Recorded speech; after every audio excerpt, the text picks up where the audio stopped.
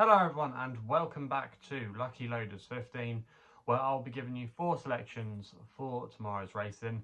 Now I know our form's not been the greatest, both our selections had every chance today. Eagles Realm, I just thought got to the front a little bit too early by Fern O'Brien. She did nothing wrong, she just found herself hitting the front a little bit too early. She was in the box seat, tracking the leaders in around about 3rd, 4th position, and then they started to tire, and as they swung into the home straight, she emerged with the lead, but unfortunately the horse was just a target for the closers, and in the end she could only finish in 3rd place, so that was frustrating there.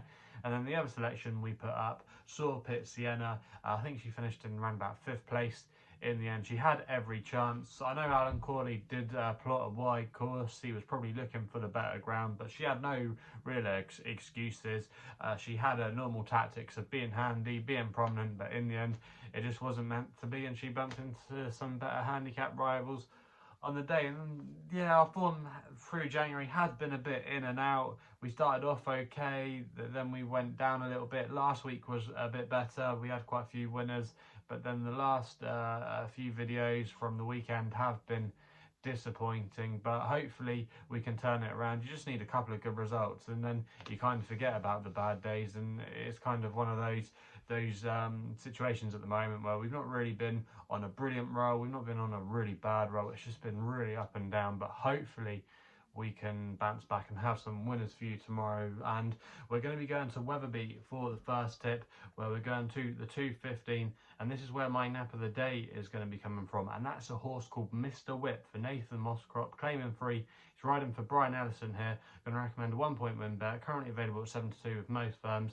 Now this horse, Mr. Whip, he's actually quite a lightly raced horse. He was previously trained by Nicky Henderson, and he was actually a Grade 2 winner over hurdles. He actually won the Leamington Spa back in 2018, beating Paisley Park, and obviously if he's anywhere near that kind of form, he should be eschewing off a mark of 132, but things haven't quite gone to plan. I think he's had a couple of issues, but he subsequently joined Brian Ellison, and last time he ran quite an encouraging race, I thought, over this course and distance on Boxing Day. Okay, he jumped right at 1 or 2 fences, but he was still there in contention with a couple of fences to go, and he ultimately probably just needed the run. He's going to be £2 better off with Buster Valentine, who reopposes, so that's definitely in his favour. And I just think, I say, he needed the run, and off a mark of 132, I don't think that's a bad mark for him. I don't think this is a particularly strong race. I'm quite keen to take on Venetia's horse, who, even though her yard are in good form, I just think he might need the run. He's often tended to need the run.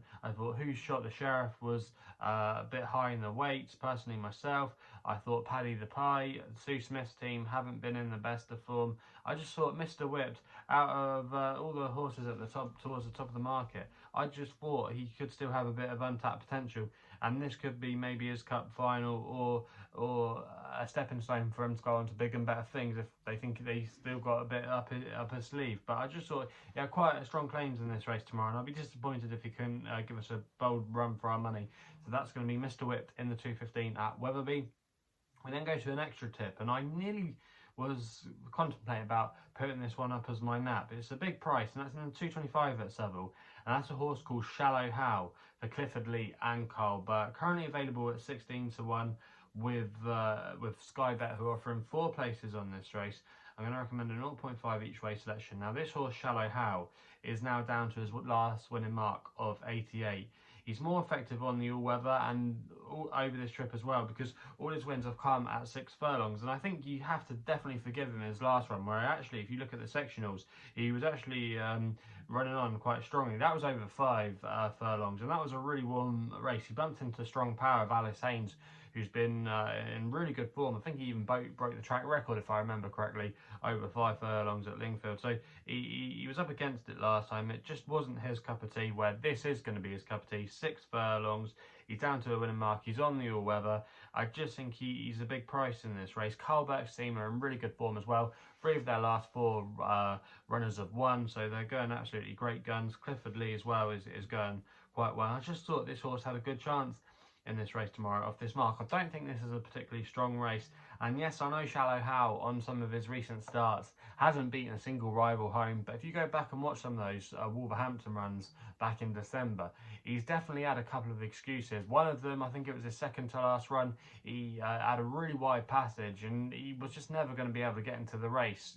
You can definitely forgive him that run. And then there was another time where he was at the back of the field and he was actually travelling quite strongly when Clifford Lee was aboard, and he was just stuck in behind a wall of horses. He had nowhere to go, and then when he was making a move, the door closed on him, and in the end he had to be switched towards the inside, and he was nearly thrown out the course, and it just checked his momentum. Go back and watch a couple of those runs because he actually ran better than the bare form may suggest. And I just think tomorrow, if he can get into a good position, not too far off the pace, 6 furlongs, he's won at the track before a couple of times when it was previously 5 Sam, but I just think if he can get into a good position tomorrow, he's well overpriced and he's more than capable of maybe rolling back the years and springing a surprise at his current odds. So yeah, I think he's got a good chance of at least outrunning his odds tomorrow, and I'll be disappointed again if he couldn't maybe make the money. So he's going to be my extra tip of the day. We then go to Gowran Park for the 305, the feature race on the card there, the Thyestes. And this is where my long shot is going to be here, and it's an appropriately named horse, hopefully. Chris's Dream for Mark Walsh and Henry de Bromhead. Currently available at 18 to 1 with William Hill and Boyle Sports, who are both offering 6 places. I'm going to recommend a 0.5 each way selection.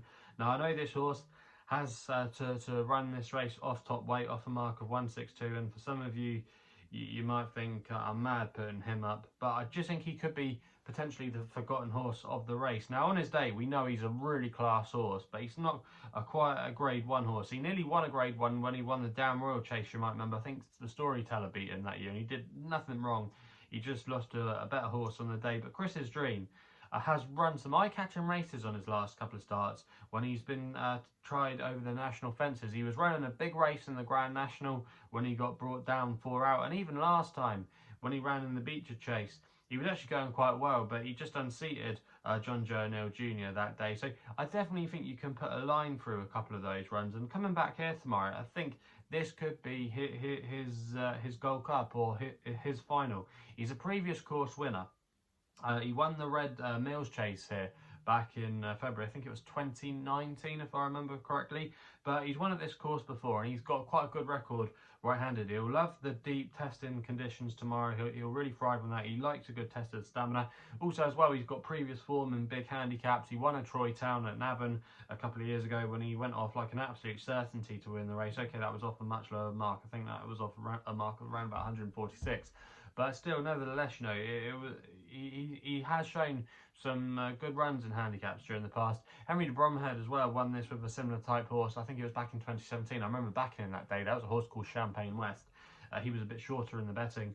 I think he went off around about maybe 9 to 1, that kind of price. But Chris's Dream, I just think he could be the forgotten horse in here. It's a bit of a class angle. Don't think there's many horses in here that are ahead of the handicapper. I don't think we're going to find a Cocoa Beach, a horse that's got ton and like a stone in hand. I really don't. I just think this could be a bit more of a class-based race, and Chris's Dream, we know has got it.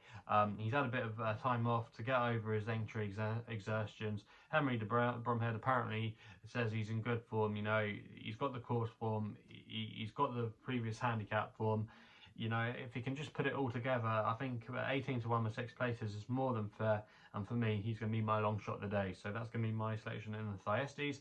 We then go to the next best of the day, which runs in the 6:30 at Newcastle. It's Oriental Lily for Paul Mulrennan and Jim Goldie. Currently available at 8 to 1 with SkyBet and Betway, who are offering 4 places on this race. Going to recommend the 0.5 each way selection. Now, this horse is back down to her last winning mark of 53. She's normally a really consistent mare. She runs over this course in distance so many times. She knows it like the back of her hooves. But this horse, Oriental Lily, I thought she was a little bit unlucky the last day. She just didn't get the gaps to open up at all. I just thought Amy Ward didn't give her the best of rides. Paul Mulrennan is booked as well. He won on this horse last time she won, so that's definitely a positive. There's quite a bit of pace on in here tomorrow, so she should get a good pace to aim at. And I just think she's definitely a major player in this race. Okay, she doesn't have tons up her sleeve, but off a mark of 53, I think she can be really competitive, especially at this weak grade. She knows the course well. It suits her down to a T, and she just could get this race run to suit. And with Paul Mulrennan back up again, I just thought there was quite a few things in a camp for a big run. So that's going to be my next best of the day, and rounds up the 4 selections for tomorrow's racing. So if you're still enjoying these videos, remember to hit the thumbs up button and subscribe here to my YouTube channel at LuckyLoaders15. If you want to follow me on social media, Twitter is the place to do so, where my handle is at LuckyLoader15. And if you want to find out a little bit more about myself, my website is www.chrisloaderracing.co.uk. So please gamble responsibly. Hopefully we can have some winners for you tomorrow, and we'll be seeing you soon.